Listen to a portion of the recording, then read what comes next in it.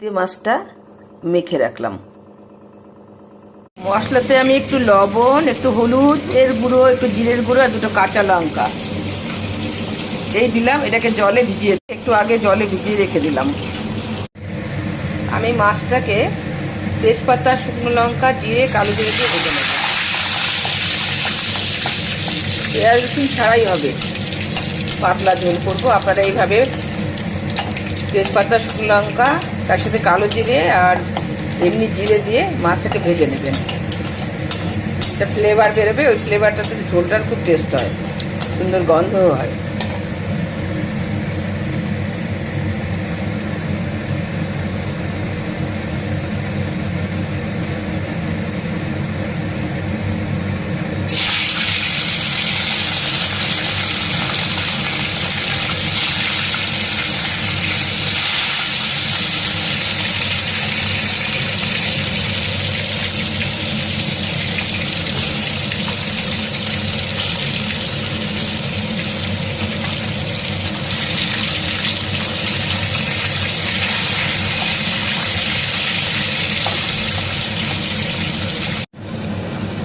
এরপরে আমি কড়াইতে আগে থেকে যে মশলাটা ভিজিয়ে রেখেছিলাম সেই মশলাটা দিয়ে দিলাম।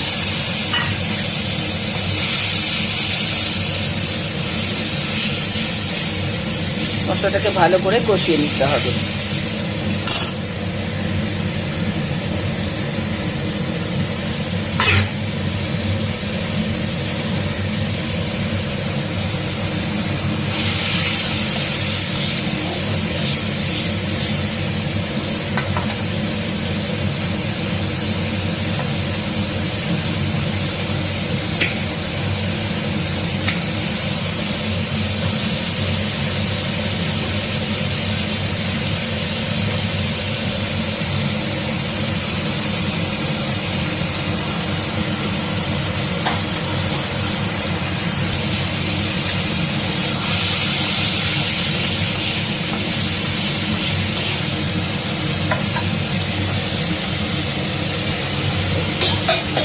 এবার একটা সুন্দর কালার এসেছে।